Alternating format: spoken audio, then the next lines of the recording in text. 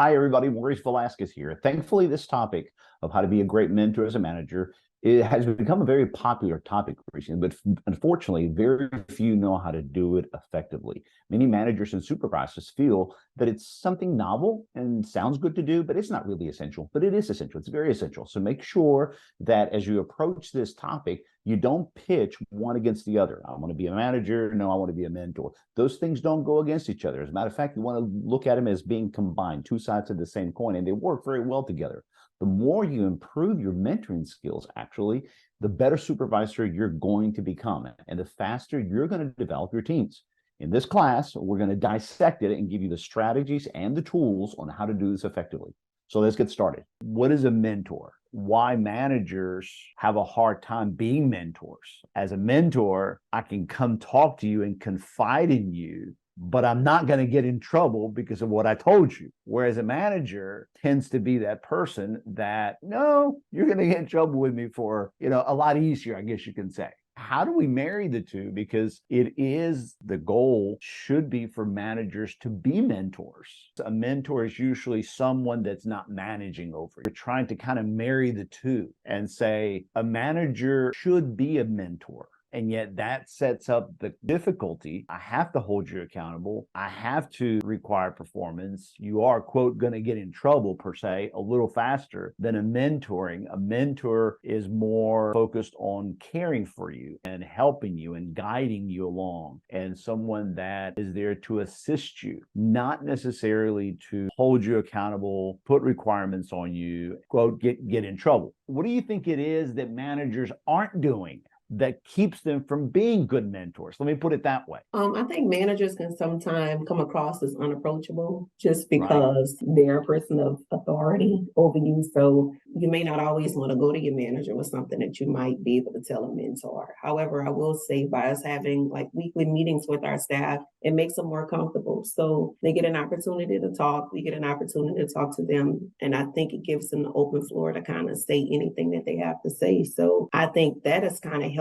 incorporate mentoring and managing at the same time. You made the comment that it's the issue of approachability. What managers usually aren't doing in order to be good mentors is that they're not approachable. But then you went right to the very discipline of it, and you said there's one thing that helps you overcome that. And what was it again? Say it again, please. Being more comfortable because we have the weekly meetings.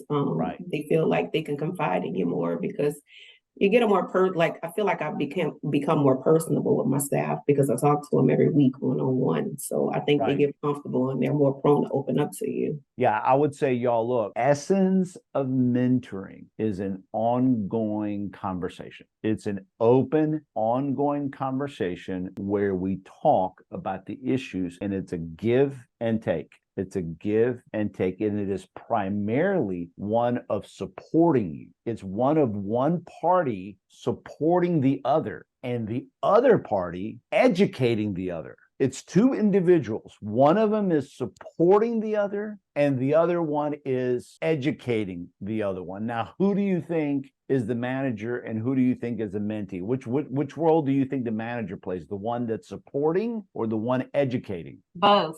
It's definitely both. It's absolutely both. Okay. It's absolutely both. But but if I was to say pick one, which one is the manager? I want to say educating, but it also, to me, more is supporting that person. Right. The manager is the one supporting the employee. So what is it that the employee is educating the manager on?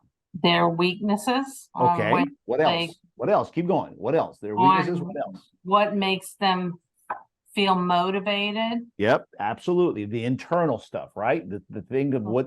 So yes, Julie, what the employee is educating the mentor on is two primary things: what's going on, and how do you think we should fix this? Woo! And that right there, that's a big, tall order. Because what is a boss usually, a supervisor, what is it that they're 10 to 1 to do whenever they're confronted with an issue or a problem? What does a manager tend to do? Make excuses. That's a good one. As a matter of fact, I read a report this morning. I'm going to a meeting after this, and that tends to be the problem with this manager. He's always making excuses. Yes, he's always making excuses. All right, what I'm looking for is this, is that the manager tends to move real quickly into this, saying this, well, here, let me tell you how to do that. Here, let me show you how to do it. Here, let me tell you what the answer is. Yeah, I recognize that. A mentor very cautiously goes to that. A mentor basically changes the conversation and says, so what do you think? What do they think? Have you talked with your people and what have y'all come up with? Okay. And the mentor supports that conversation. Now, I have the answer and I know I can give you the answer, and I'm going to give you my input in just a few minutes or a little later. I'm not going to let you put your hand in the blender accidentally. I'm not going to let you fail. Okay. But it's more important for me to support you by finding out what's going on, what are the problems, what are you thinking, what are they thinking, how can I help you? Do y'all see that? Okay.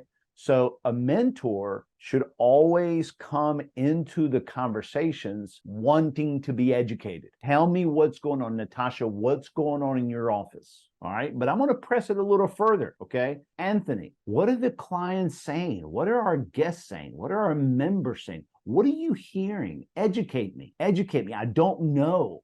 I'm not there where you are. Educate me. Tell me what's going on, because if I don't know what you know, here's the danger. I'm going to go into upper management meetings and I'm going to make decisions and I'm going to make recommendations based on what I think I understand. So if you, my mentee, is not educating me as to what's going on, I'm probably going to make the wrong decisions. Okay. One of my earliest mentors gave me the analogy of saying, Maurice, in this relationship, I'm the cockroach. And I'm like, what?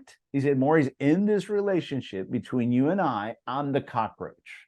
When you turn the lights on, I'm the one that's mostly afraid. And I said, I'm sorry, David. I know you're trying, but I don't get it. I don't get it. He said, Maurice, whenever I go into meetings, whenever I'm talking about the decisions that we should be making in this company, I am usually afraid that my people are not telling me what I need to know in order to make good decisions. And I am usually more afraid in this relationship than you are, because you know more about what's happening out there, and I need you to educate me. I need you to help me understand what's going on. And so, yeah, when we have our regular meetings, when we have our regular conversations, I'm not coming here with the answers. I'm coming here with my ears wide open, because I need you to tell me, hey, when I ask you, man, what's going on? What's happening? What are you facing? I want you to know that I want to know, and it's not to get you in trouble. Okay. If something's not happening in your offices, it's not to get you in trouble. It's to figure out how you and I can fix these things together. Now, if you run away from me, if you stay quiet, if you hide information, or we try things and you don't perform, well, yeah, I have to put on that hat, but that hat of holding you accountable